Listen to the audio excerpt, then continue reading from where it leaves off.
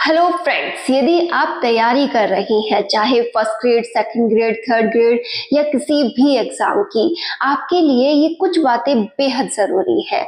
Students, हम चाहते तो ये है कि हम ऐसा करें वैसा करें और यहाँ तक पहुँच जाए, लेकिन इस जर्नी में हमें बहुत कुछ सीखने को मिलता है। ऐसा ही कुछ मैंने भी सीखा है और वो पॉइंट टू पॉइंट आज मैं आपके साथ शेयर कर रही हूँ। सबसे पहला बिंदु जो हमें सीखना चाहिए कि हम सोचते हैं कि मुझे यदि 1 साल का समय मिलेगा, मैं अपनी परिस्थितियों को अपने अनुकूल कर लूंगी और मुझे बहुत अच्छे से तैयारी करने का समय मिल जाएगा और मैं क्या कर लूंगी, सिलेक्शन ले लूंगी। लेकिन आप एक बात हमेशा नोटिस कीजिए कि जो भी आपकी परिस्थितियां हैं वो बेहतर तो होंगी। मैं ये नहीं कह रही कि आप उन्हें बेहतर नहीं कर सकती, आप उन्हें बहुत अच्छा कर सकती हैं, लेकिन एक ऐसी आस बांधते हुए तैयारी करना कि नहीं मुझे एकदम परफेक्टनेस मिल जाएगी, कि हाँ मुझे सब कुछ काम किया हुआ मिल जाएगा या फिर सब लोग मुझे समय देंगे, मेरे पक्ष का सारा होने लगेगा, तो ऐसा बहुत कम देखने को मिलता है। जैसे आज हमारी लाइफ चल रही है उसमें आप अपने अनुसार जितना मैनेजमेंट करेंगे कि हाँ मैंने ही अपने लिए समय निकाला है, मैंने ही काम को इग्नोर करना सीखा है, मैंने ही अपने लिए सब कुछ व्यवस्थित किया है, तो बस उतना ही आपकी जो परिस्थितियां हैं वो चेंज होगी। आप किसी से भी ये उम्मीद ना करें कि कोई आके आपसे कहेगा कि हम करते हैं तुम अपना कर। तो कभी भी आप ये मत सोचिएगा कि सब कुछ मेरे अनुकूल होगा तो ही मैं बहुत कुछ कर पाऊंगी। आपको जिन हालातों में, जिन परिस्थितियों में आप हैं, उन्हीं से स्टार्टिंग करनी चाहिए, उन्हीं को अपने अनुकूल बनाना चाहिए और सारी पहल अपने अनुसार करनी चाहिए। किसी से भी उम्मीद नहीं रखनी है कि हाँ मुझे यदि घर के काम करने हैं तो मैं उनकी एक लिमिट बना लूं, उनके लिए एक व्यवस्थित समय कर लूं और जितना भी पूरे दिन में मुझे जहां जहां से भी समय मिलता है उसे मुझे लेना है। ये सबसे इम्पॉर्टेंट पॉइंट आता है हमारी इस तैयारी के दौरान, क्योंकि जब हम किसी और से आस करेंगे कि हाँ ऐसा हो वैसा हो और वैसा नहीं होगा या फिर परिस्थितियां हमारे अनुसार नहीं होंगी, तो हम टूटेंगे। तो यहाँ पर आपको ये उम्मीद छोड़ देनी चाहिए कि ऐसा होगा, सब लोग मेरे पक्ष में आएंगे और ऐसे पूरी तरह से जैसे पहले हुआ करता था एज ए स्टूडेंट मुझे ट्रीट किया जाएगा, उस तरीके से मुझे व्यवस्थित लाइफ दी जाएगी, तो ऐसा पॉसिबल नहीं होगा। आप जिन हालातों में हैं उनसे ही आपको बेहतर बनते हुए तैयारी करनी होगी। क्लियर है शायद ये वाली बात। दूसरी जो मेन इंपॉर्टेंट पॉइंट ये भी रहता है कि हम सोचते हैं, जैसे अभी लग रहा होगा आपको फर्स्ट ग्रेड सेकंड ग्रेड का जब आप कर रही हैं, कि हाँ मेरा सिलेबस 100% नहीं हुआ है तो मेरा क्या है, इस बार सिलेक्शन नहीं होगा, मुझे नेक्स्ट एग्जाम के लिए तैयारी करनी चाहिए और मैं उसमें देखना दिन रात एक करते हुए पूरा सिलेबस करूंगी, इस तरीके से प्रिपरेशन करूंगी और सिलेक्शन ले लूंगी। मैं आपको एक बात कह दूं कि जब, हाँ बात आपकी सही है, आप सही सोच रहे हैं कि मैं बहुत मेहनत कर लूंगी, लेकिन हमें जितना भी दमखम दिखाना होता है वो अभी दिखाना चाहिए, क्योंकि जब हम इस एग्जाम के बारे में सोचेंगे, पूरी मेहनत करेंगे, तो हम इस एग्जाम को भी तो निकाल सकते हैं। आगे आने वाले भविष्य को लेकर आप कैसे सोच सकती हैं कि आगे परिस्थितियां कैसे रहेंगी? आपको क्या पता उस समय आपका सिलेबस 100% हो जाएगा, क्या पता जितना आज हुआ है उतना भी ना हो पाए। आप सोच रही हैं कि नहीं मेरा पूरा साल मैं इस तरीके से बैलेंस करूंगी, हर दिन पढ़ाई करूंगी, हर दिन रिवाइज करूंगी, हर दिन प्रैक्टिस करूंगी और नेक्स्ट जो सेकंड ग्रेड फर्स्ट ग्रेड की वैकेंसी आई है उसमें मैं सिलेक्शन ले लूंगी। बात गलत नहीं है। यदि आप इसमें अपना 100% देती हैं, इसमें पूरी तैयारी करती हैं, अपने आप को वहां 100% शो करके आती है कि पेपर में मुझे जितना आ रहा था, जितना मैं अपना ध्यान लगा सकती थी उतना लगाते हुए मैंने पेपर दिया, हाँ फिर आपका रिजल्ट क्या रहता है, आप क्लियर कर रही हैं या नहीं कर रही हैं वो अलग बात है। अगर आप क्लियर कर रही हैं तो भगवान आपकी जो भी मनोकामना है वो पूर्ण करे कि हाँ भाई मेरा सिलेक्शन हो गया, और अगर नहीं होता है तो जो विचार आपने किया था वो आप अप्लाई कर लीजिएगा, लेकिन अभी आप ऐसा कुछ भी ना करें। अभी आपके मन में यही विचार होना चाहिए कि ऐसा जो मेरे साथ हो रहा है क्या पता ऐसा भी मुझे आगे ना मिले, क्योंकि परिस्थितियां हमारे बस में नहीं होती हैं। हमें कभी भी आगे का सोचते हुए जो वर्तमान में हमारे पास है उसका महत्व कम नहीं करना चाहिए। तो जो आपके पास अभी है, जितना भी समय आपको मिल रहा है, उसका प्लीज बहुत अच्छे से आप यूज करें और बहुत अच्छे से यूज करते हुए आप अपने लिए सिलेक्शन की तैयारी करें। और हो सकता है आपका इसी बार अच्छे से हो जाए, आपको अगली तैयारी करनी ही ना पड़े। क्लियर है ये वाली बात। तीसरा जो इम्पोर्टेंट पॉइंट आता है वो ये है कि मैम जो हम सिलेबस तैयार कर रहे हैं वो हमें अच्छे से याद नहीं है, हमारे अंदर कॉन्फिडेंस नहीं है, हम अंदर ही अंदर टूट रहे हैं। तो ऐसा कुछ नहीं है। जो आपने पढ़ा है, रियल में आपने जिसे थोड़ा बहुत भी समय दिया है, वो आपको उतना आता है। हाँ, ये अलग बात है कि वो आपको अभी फील नहीं हो रहा है। जैसे ही उसका रिलेटेड क्वेश्चन आपके सामने होगा, जैसे ही आप उसके क्वेश्चंस देखेंगे, वो आपको आने लगेगा, आप जवाब को छांटने लगेंगे। तो इस कंफ्यूजन में बिल्कुल ना रहे कि मेरी काबिलियत कम है, मुझे कुछ याद नहीं रहता है, मुझे ऐसा नहीं करना चाहिए। आप पूरे समर्पण के साथ तैयारी कीजिए। आप जितना पढ़े उतना बेस्ट पढ़िए और लगातार अपना अच्छा करते हुए आगे बढ़िए।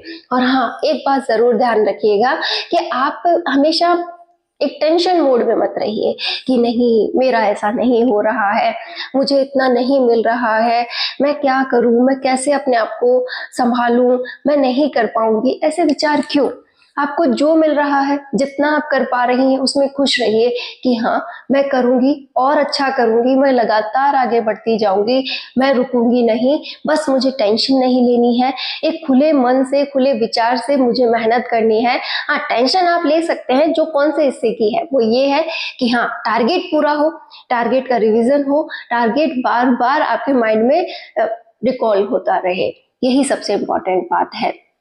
देखिए, लास्ट 2 मंथ्स हमारे लिए बहुत इंपॉर्टेंट हो जाते हैं।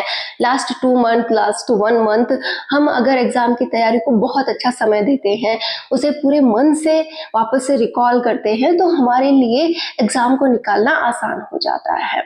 ऐसा ही कुछ मैंने भी किया था कि तैयारी मेरी ठीक ठाक चल रही थी। लास्ट टाइम पर जब ऐसा था कि हाँ, 2 महीने एग्जाम के बचे हैं, उस समय मैंने अच्छे से फोकस किया था और जितना हो सकता था मैंने उसमें अपना 100% दिया और जितना मुझे रिजल्ट मिलना चाहिए था वो मिला भी। तो आप भी अगर अपनी तैयारी को बहुत अच्छा करते हैं, इन कुछ बातों को आप अप्लाई करते हैं, तो आप अपने रिजल्ट को अपने पक्ष में ला सकते हैं।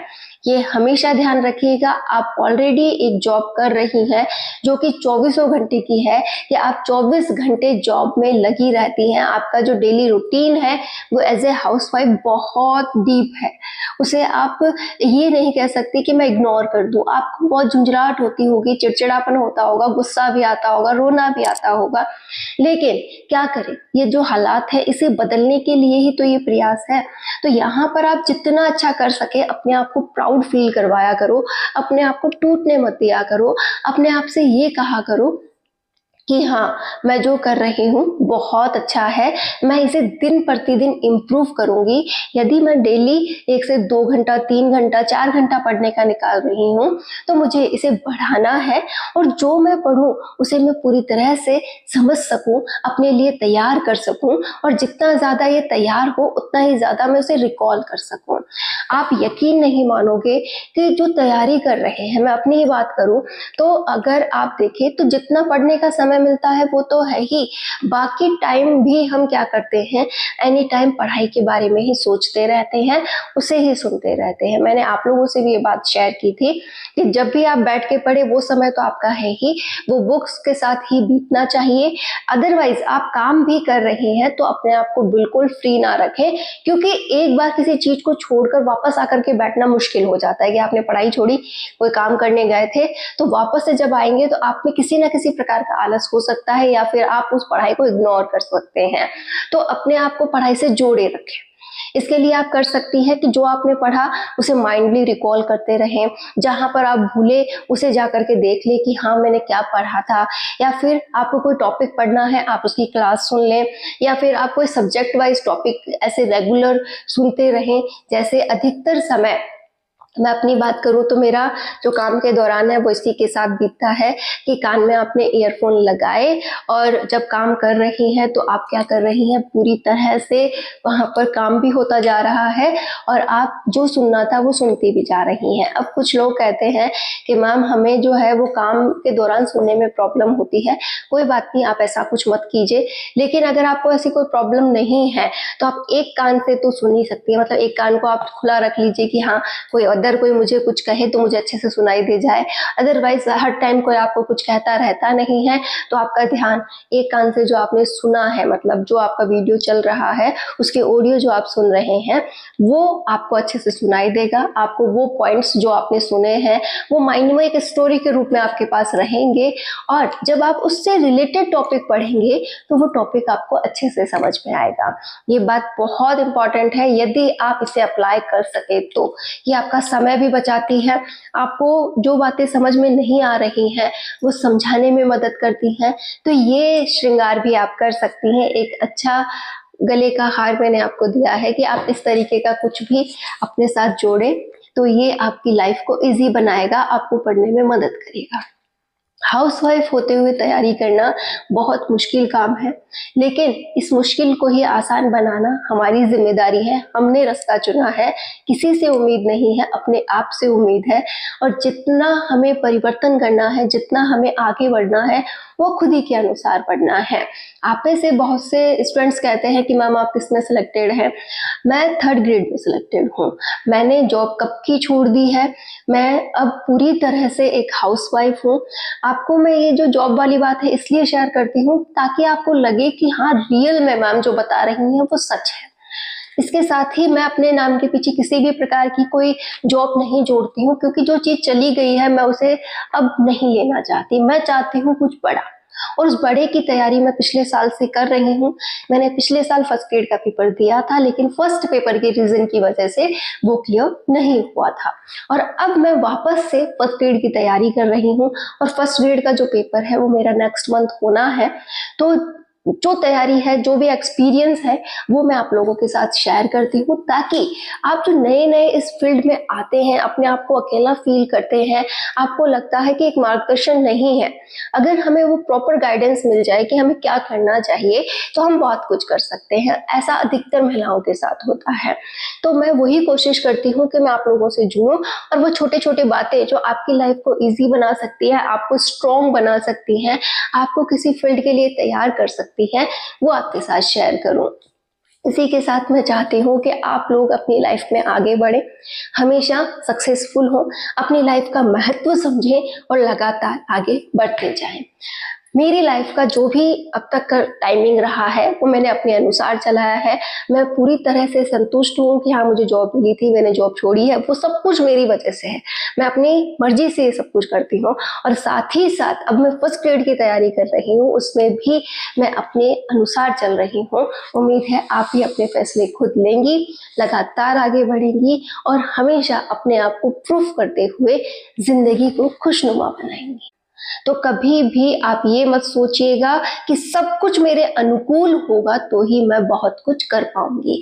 आपको जिन हालातों में, जिन परिस्थितियों में आप हैं उन्हीं से स्टार्टिंग करनी चाहिए, उन्हीं को अपने अनुकूल बनाना चाहिए और सारी पहल अपने अनुसार करनी चाहिए। किसी से भी उम्मीद नहीं रखनी है कि हाँ मुझे यदि घर के काम करने हैं तो मैं उनकी एक लिमिट बना लूं, उनके लिए एक व्यवस्थित समय कर लूं और जितना भी पूरे दिन में मुझे जहां जहां से भी समय मिलता है उसे मुझे लेना है।